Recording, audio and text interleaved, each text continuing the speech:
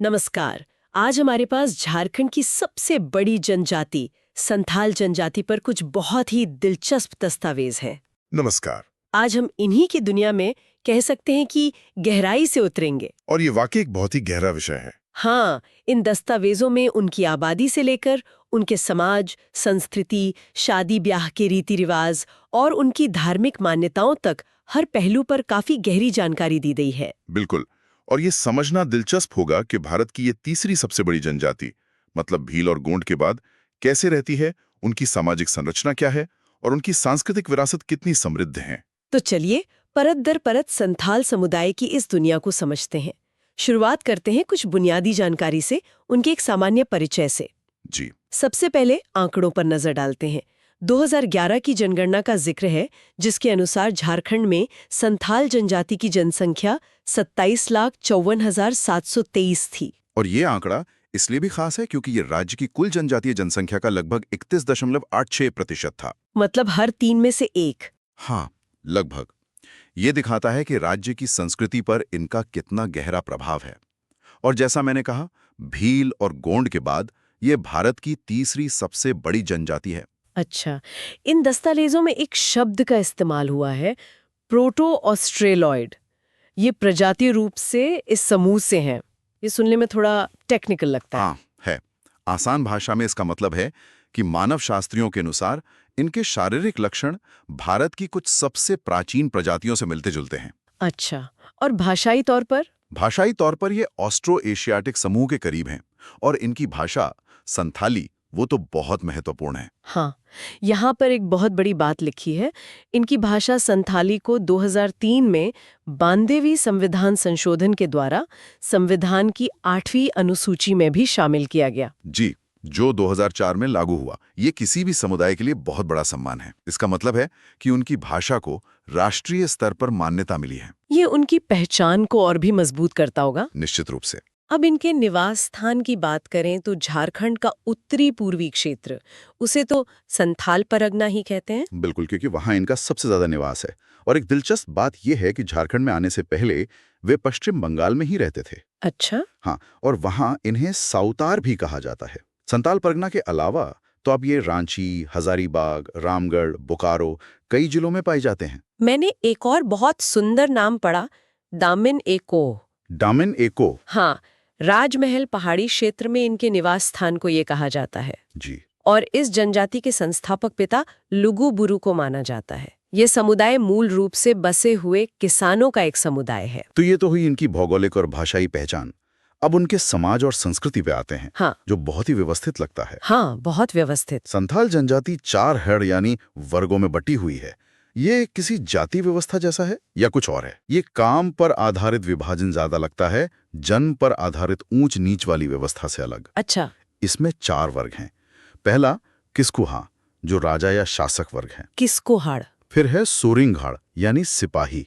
मरुड़ीहाड़ जो कृषक हैं। और मुर्मुहाड़ मतलब पुजारी। बिल्कुल, शासक, रक्षक, किसान और पुजारी समाज को चलाने के लिए 4 स्तंभों की तरह हैं। ये तो एक बहुत ही व्यवस्थित समाज लगता है जिसमें हर किसी की भूमिका तय है। बिल्कुल। और ये व्यवस्था और भी गहरी हो जाती है जब हम इनके गोत्रों को देखते हैं। और यहाँ एक बहुत ही आकर्षक बात है, माना जाता है कि शुरुआत में संथालों के सिर्फ 7 गोत्र थे। सिर्फ 7? और अब कितने हैं? और आज इनकी संख्या बढ़कर 12 हो गई है। 7 से 12। इसका क्या मतलब हुआ? ये तो दिखाता है कि समाज समय के साथ बदला है, विकसित हुआ है। यही सबसे महत्वपूर्ण बात है। हम अक्सर परंपरा को एक स्थिर चीज मान लेते हैं जो कभी नहीं बदलती, लेकिन संथाल समाज का ये उदाहरण दिखाता है कि परंपरा एक जीवित चीज है जो समय के साथ खुद को ढालती है, नए समूहों को अपने में शामिल करती है। और इन 12 गोत्रों के आगे 144 उपगोत्र भी हैं। ये एक फैलते हुए जीवंत समाज की निशानी है। और हर गोत्र का अपना एक प्रतीक भी होता है ना, जो ज्यादातर प्रकृति से जुड़ा होता है। हाँ बिल्कुल। चलिए कुछ उदाहरण देखते हैं। जैसे हासदा गोत्र का प्रतीक है जंगली हंस, मुर्मू का नीलगाय और मरांडी का माडरा घास। सही। फिर चोंडे का छिपकली, पोड़िया का कबूतर और किस्को का एक खास पक्षी। और भी हैं, जैसे बेसरा का बाज पक्षी, बेदिया का भेड़ा, टुडू का भी एक पक्षी है, बास्के का नाग सांप, सोरेन का भी पक्षी और हेमरम का पान का पत्ता। ये सब क्या दिखाता है? ये प्रकृति के साथ उनके गहरे सम्मानजनक रिश्ते को दिखाता है। ये प्रतीक सिर्फ नाम के लिए नहीं है। उस गोत्र के लोग अपने प्रतीक चिन्ह वाले जीव या पौधे को कभी नुकसान नहीं पहुंचाते। अच्छा, मतलब ये एक तरह से पर्यावरण संरक्षण का उनका अपना पारंपरिक तरीका है। बिल्कुल। तो ये थी उनके समाज की बनावट, लेकिन नाम के लिए नहीं होते। ये उनके वंश और प्रकृति के साथ उनके रिश्ते को दर्शाते हैं। और मुझे लगता है कि ये गोत्र व्यवस्था इनके शादी ब्याह के नियमों में बहुत बड़ी भूमिका निभाती होगी। बिल्कुल, यहीं से उनका सामाजिक ताना बाना और भी मजबूत होता है। संथाल एक अंतर्विवाही जनजाति है, मतलब शादी अपनी ही जनजाति में करते हैं। लेकिन समान गोत्र में विवाह करना वो बिल्कुल मना है। ये सबसे बड़ा नियम है और इसे बहुत गंभीरता से लिया जाता है। और एक अच्छी बात यह कि यहाँ बाल विवाह की प्रथा नहीं है। तो चलिए शादी के तरीकों पर आते हैं, क्योंकि दस्तावेजों का ये हिस्सा मुझे सबसे ज्यादा हैरान करने वाला लगा। हाँ, विवाह को बापला कहते हैं और इसकी कई प्रकार हैं। सबसे प्रचलित है किरिंग बापला। जी, किरिंग बापला। ये वैसा ही है जैसा हमारे यहाँ अरेंज मैरिज होता है, जिसमें माता पिता एक मध्यस्थ के जरिए रिश्ता तय करते हैं। लेकिन इसके अलावा जो प्रकार है वो दिखाते हैं कि समाज ने हर मुमकिन परिस्थिति के लिए एक रास्ता बना रखा है। जैसे एक है सदाएं बापला। ये सामान्य विवाह है जिसमें वर वधू की पसंद से तिलक चढ़ी की रस्म होती है और इसमें वधू के पिता को पौन यानी वधू मूल्य दिया जाता है। अच्छा, पौन। हाँ, वधू मूल्य। फिर एक है गोलाइटी बापला। ये तो एकदम अनोखा है। ये अदला बदली का विवाह है, मतलब एक परिवार की बेटी की शादी जिस घर में होती है उसी घर से एक बेटी बहू बनकर पहले परिवार में आ जाती है। और इसमें पूर्ण नहीं चलता। बिल्कुल, क्योंकि लेन देन बराबर हो गया। ये बराबरी का एक सुंदर उदाहरण है। ये तो बहुत व्यवहारिक सोच है। फिर कुछ तरीके आर्थिक स्थिति को ध्यान में रखकर भी बनाए गए हैं, जैसे तुंकी दिपिल बापला। जी, ये गरीब परिवारों में होता है। इसमें कोई बड़ा तामझाम नहीं होता। लड़का बस लड़की को अपने घर लाके सिंदूर दान कर विवाह कर लेता है। समाज इसे पूरी मान्यता देता है। पूरी मान्यता देता है। इसी तरह एक और है घर दी जावाई बापला। इसमें लड़के को शादी के बाद लड़के के घर पर ही रहना पड़ता है, मतलब घर जमाई। हाँ, और इसमें भी लड़के को पौन नहीं देना पड़ता। तो ये तो हुए परिवार द्वारा तय किए गए या आर्थिक जरूरतों के हिसाब से बने रास्ते। लेकिन क्या व्यक्तिगत पसंद या प्रेम के लिए भी कोई जगह है? क्यों नहीं, प्रेम विवाह के भी कई रूप हैं। एक है अबगिर बापला। ये माता पिता की सहमति से होता है? हाँ, गांव के मांझी के सामने। फिर एक है इतुत बापला। ये थोड़ा अलग है। हाँ, इसमें लड़का किसी मेले या बाजार में लड़की की मांग में जबरन सिंदूर भर देता है। इसके बाद क्या होता है? इसके बाद समाज को हस्तक्षेप करना पड़ता है। एक बार सिंदूर लग गया तो पंचायत बैठकर उस रिश्ते को शादी का रूप दे देती है। अच्छा।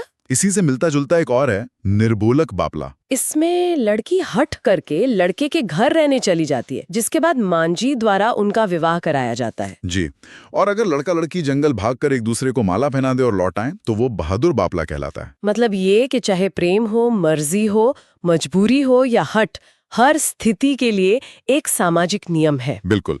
एक राजा राजी मामला भी है जिसमें लड़की लड़के के घर जाकर खुद ही लड़के के हाथ से अपनी मांग में सिंदूर भरवा लेती है। और विधवा या तलाकशुदा लोगों के लिए? उनके लिए सांगा बापला का प्रावधान है। यहाँ तक कि अगर कोई लड़की शादी से पहले गर्भवती हो जाए तो उसके लिए भी किरिंग जाबाई बापला का नियम है।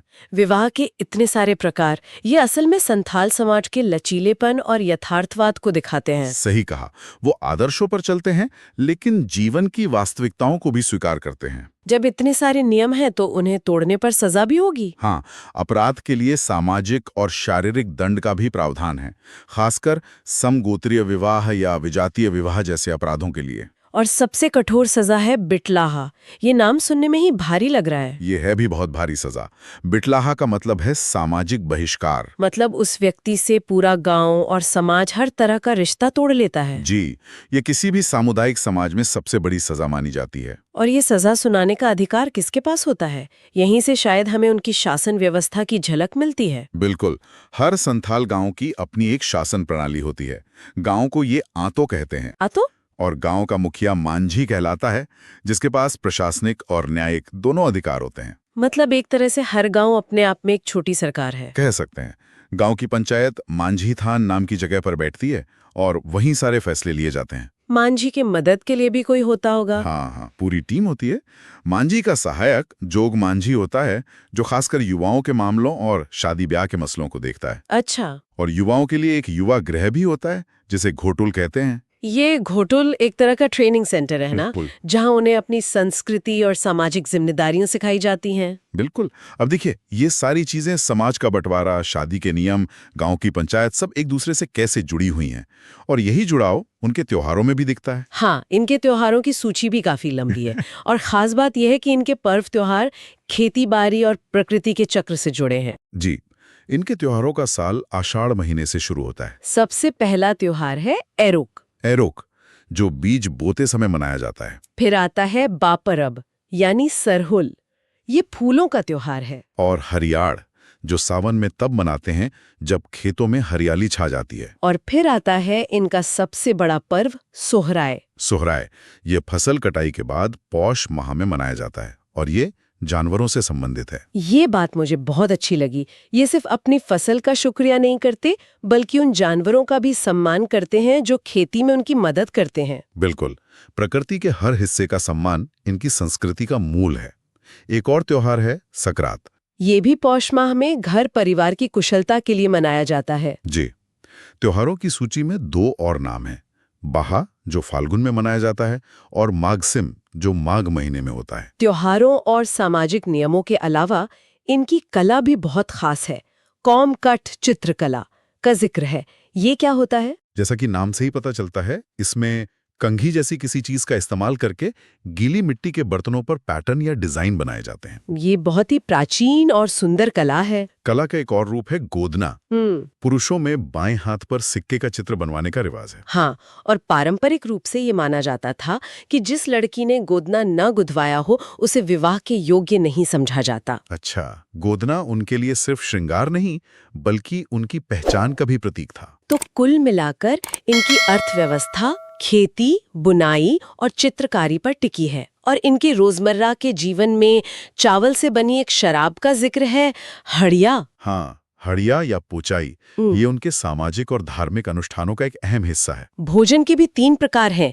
दोपहर का भोजन माजबान, रात का भोजन कदोक और सुबह का नाश्ता जलपान। ये छोटे छोटे शब्द दिखाते हैं कि जीवन के हर पहलू को कितनी बारीकी से परिभाषित किया गया है। अब आते हैं आखिरी और सबसे महत्वपूर्ण पहलू पर, इनकी धार्मिक मान्यताएं। इनमें शवों को जलाने और दफनाने दोनों तरह की प्रथा है। जी, दोनों प्रथाएं हैं। इनका धर्म भी प्रकृति से बहुत गहराई से जुड़ा हुआ है। इनके सबसे प्रमुख देवता हैं सिंगबोंगा या ठाकुर, जो सृष्टि के रचयिता हैं। हाँ, और सूर्य के प्रतीक भी। दूसरे प्रमुख देवता मारांग बुरु है, जो पहाड़ों के देवता हैं। और हर गांव की अपनी एक देवी होती है, जाहिरेरा, और उनका निवास स्थान जाहिर थान कहलाता है। और ये जाहिर थान कोई मंदिर या इमारत नहीं होती है ना? नहीं, ये गांव के बाहर पेड़ों का एक पवित्र झरमुट होता है।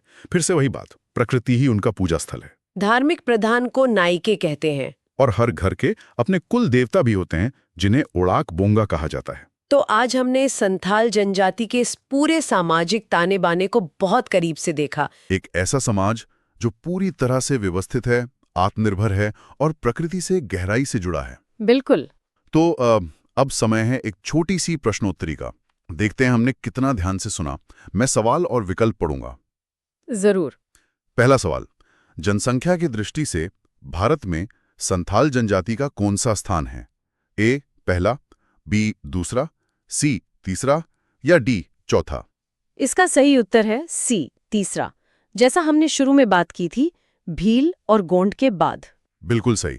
अगला सवाल, संथाली भाषा को संविधान की 8वीं अनुसूची में किस संविधान संशोधन द्वारा शामिल किया गया? ए 91वां, बी 92वां, सी 86वां या डी 96वां? ये है बी 92वां संशोधन, जो 2003 में हुआ था। बहुत बढ़िया। प्रश्न 3, संथाल समाज 4 हड़ में विभाजित है। इनमें से मुर्मू हड़ का कार्य क्या है? ए राजा, बी सिपाही, सी कृषक या डी पुजारी? मुर्मू हड़ का काम है पुजारी का, तो सही उत्तर है डी पुजारी। जो माता पिता द्वारा तय किया जाता है। ए किरिंग बापला, बी गोलाइटी बापला, सी टुंकी दिपिल बापला या डी सांगा बापला? सबसे प्रचलित है ए किरिंग बापला। बिल्कुल। प्रश्न 5, संथाल जनजाति के युवा ग्रह को किस नाम से जाना जाता है?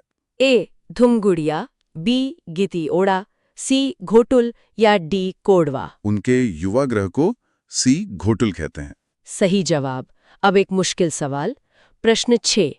संथाल समाज में निषिद्ध यौन संबंधों के लिए दी जाने वाली सबसे कठोर सामाजिक सजा क्या है? ए. करेला दंड, बी. बिटलाहा, सी. पोन या डी. जोगमांझी। वो कठोर सजा है बी, बिटलाहा, यानी सामाजिक बहिष्कार। सही। प्रश्न 7। संथाल गांव का प्रधान कौन होता है जिसे प्रशासनिक एवं न्यायिक अधिकार प्राप्त होते हैं? A. Naike, B. Jogmanjhi, C. Manjhi या डी. गोड़ाइत। गांव का प्रधान होता है सी, मांझी। बहुत अच्छे। 8वां सवाल। संथाल जनजाति का सबसे बड़ा पर्व सोहराय किस घटना से संबंधित है? ए. बीज बोने से, बी. फूलों का त्योहार, सी. शिकार या डी. फसल कटाई और पशुधन। सोहराय का संबंध डी, फसल कटाई और पशुधन से है। बिल्कुल। प्रश्न 9। संथालों के प्रधान देवता यानी सृष्टि रचयिता को किस नाम से पुकारा जाता है? ए. मरांगबुरु, बी. सिंगबोंगा, सी. जाहेरेरा या डी. ओडाकबोंगा। उनके प्रधान देवता हैं बी, सिंगबोंगा। और आखिरी सवाल, प्रश्न 10। संथालों में बर्तनों पर चित्रकारी की किस पद्धति का प्रचलन है? ए. जादोपटियां, बी. सोहराय कला, सी. कोहवर या डी. कॉमकट। वो खास चित्रकारी है डी, कॉमकट। बहुत बढ़िया। लगता है हमारी चर्चा काफी सफल रही। आज हमने संथाल जनजाति की समृद्ध संस्कृति और सुव्यवस्थित समाज के बारे में विस्तार से जाना। बिल्कुल। और मैं श्रोता के लिए एक अंतिम विचार छोड़ना चाहूंगी। जरूर। आप सोचिए, एक समाज जिसके मूल में सिर्फ 7 गोत्र थे, आज उसके 12 गोत्र हैं।